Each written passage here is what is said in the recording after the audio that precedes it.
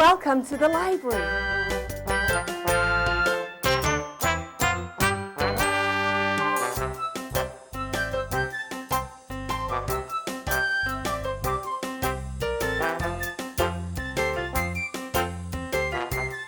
Let's go see a show.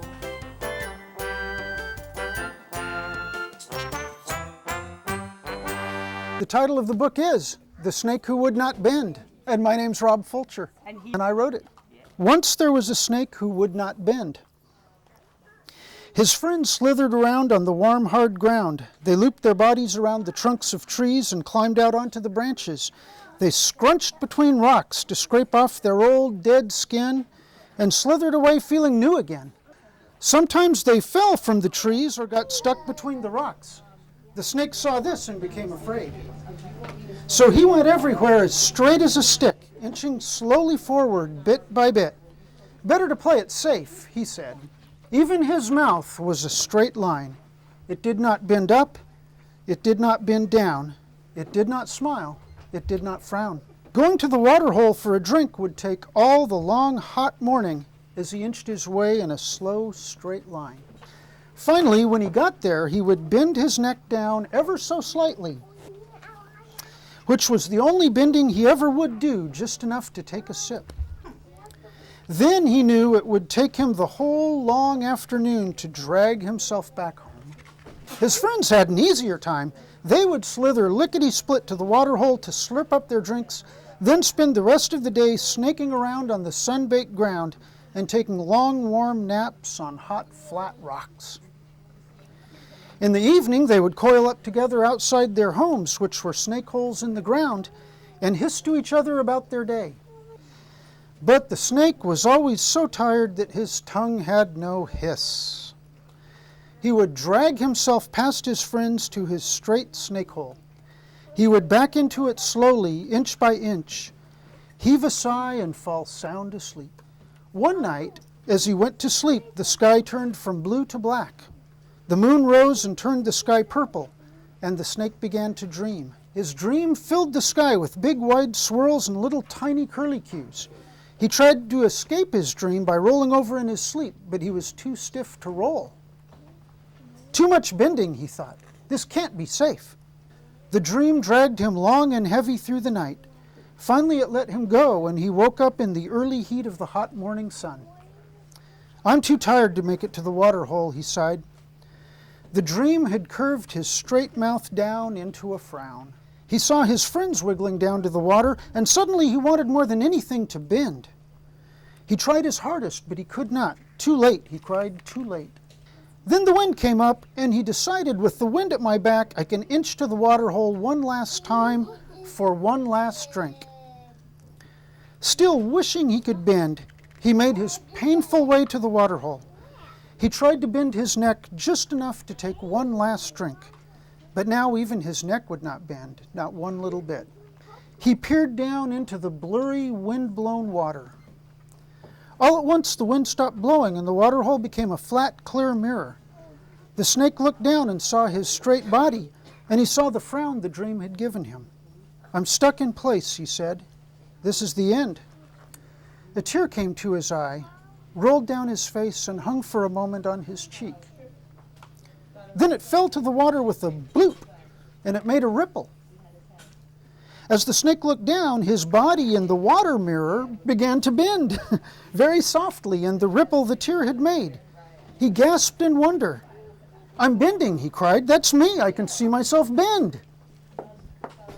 Tears of joy poured from his eyes and fell to the water, sending his water body leaping and dancing in the bending of the rippling. He bent down into the dancing, bending, rippling water and drank long and strong from the heart of it. He lifted his head and closed his eyes. He moved his head to the left and to the right. He felt his brand new bending wiggle down his neck, woggle down his body, and jiggle all the way to the tip of his tail. He felt the rough, hot ground scritch and scratch against his sliding, swerving belly. He felt his mouth curve upward into a big, bendy smile. He opened his eyes and slithered away, coiling and twisting, sliding and bending to play with his bendy friends. The end.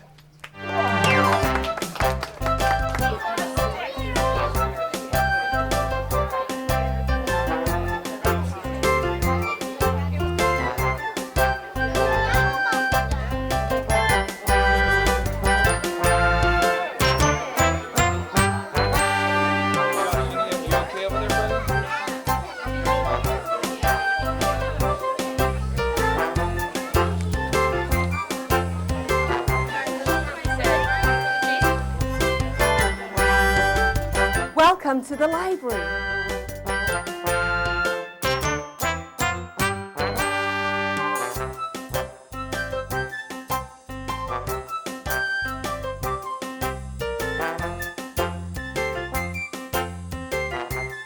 Let's go see a show.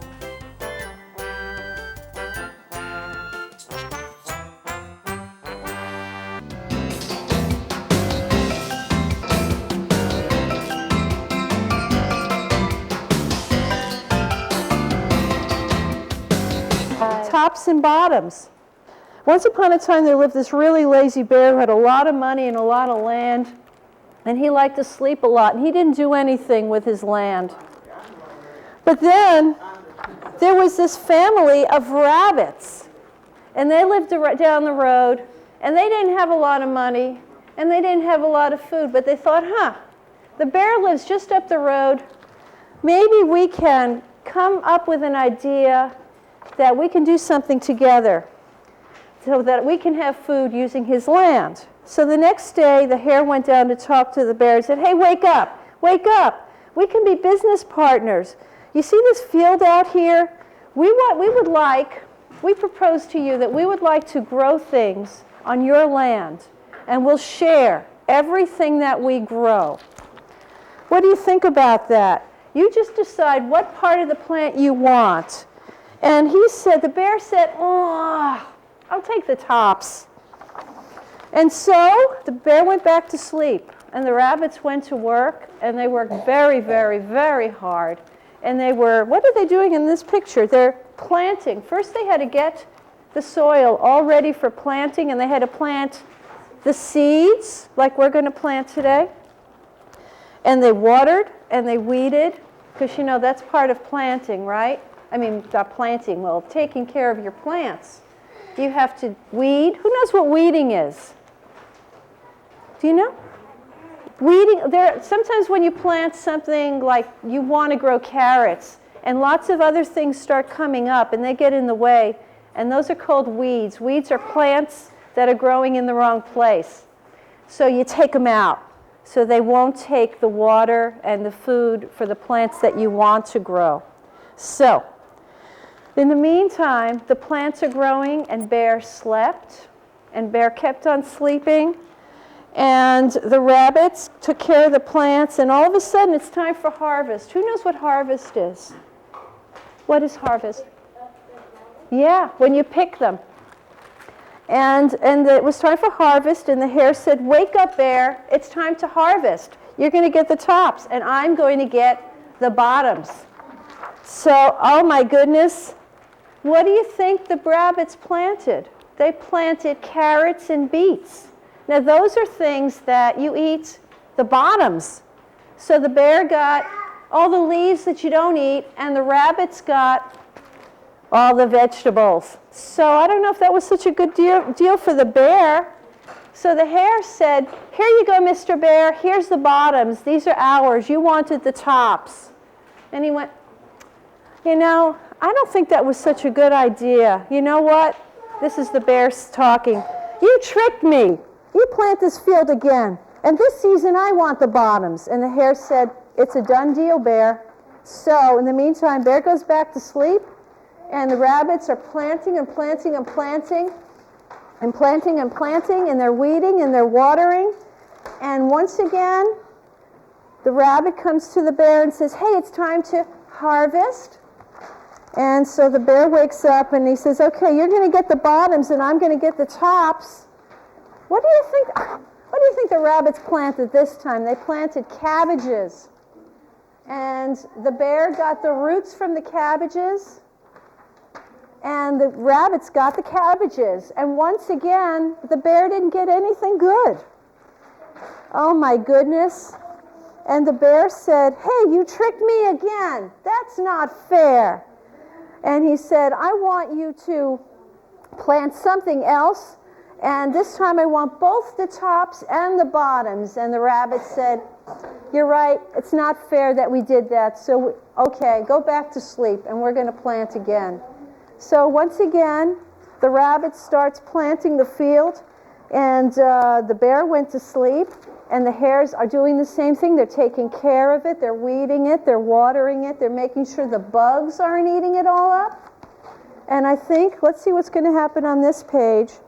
Oh, bear sleeping as the crops grew, and once again, the rabbits come and say, "Hey, wake up, bear. It's time for the harvest. You're going to get the tops and the bottoms, and we're just going to get the middle." What do you think they planted this time? Corn. So what do you think the bear got? No, you know what? He wanted the tops and the bottoms, and the rabbits are getting the middle. So the bear is not getting the corn, the rabbits are getting the corn.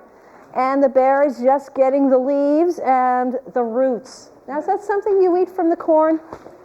No, that was no good. So, oh my goodness, and the bear was wide awake, and he said, "That's it, hare. From now on, I'll plant my own crops and take the tops and the bottoms in the middle." And the hare and his family scooped up the corn and hopped down the road to their home. I don't know, I think these rabbits are really tricky, don't you? Not very good. But Bear never again slept through a season of planting and harvesting. Hare bought back his own land, the one that he was living on and paying rent, with the profit from his crops, and he and Mrs. Hare opened a vegetable stand. And although Hare and Bear lived to learn happily as neighbors, they never became business partners again. Welcome to the library.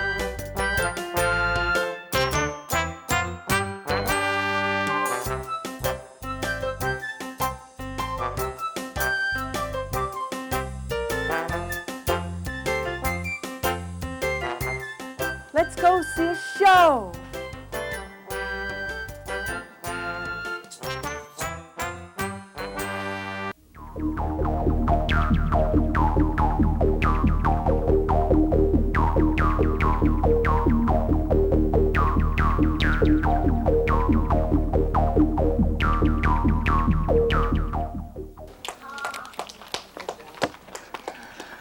Okay, our first book that we're going to read today is called Tinker and Tom and the Baby Star. Does anybody know why we're reading books about space today? No. We're going to make spaceships today. Tinker and Tom couldn't go to sleep, so they sat on the edge of the bed, looking out the window. They had not been there for long when they saw a small, bright object streaking through the sky. "What's that?" said Tom. "That's a baby star," Tinker told him. "It probably got lost and it's looking for its mother." "Well, that baby star must think that its mother's in our backyard," said Tom as the bright object shot past the window and disappeared over the hill into the middle of the yard. "Quick, Tom," said Tinker. "That baby star might need some help." Tom followed Tinker down the stairs and through the kitchen door into the backyard. When they reached the top of the hill, they saw it. The object had shone so brightly, only moments before glowed so ever faintly. "It's a spaceship," said Tinker. Indeed it was, although it looked like a trash can with fins and a pointy top. As Tinker and Tom stood at the little craft, they thought they heard a small voice crying in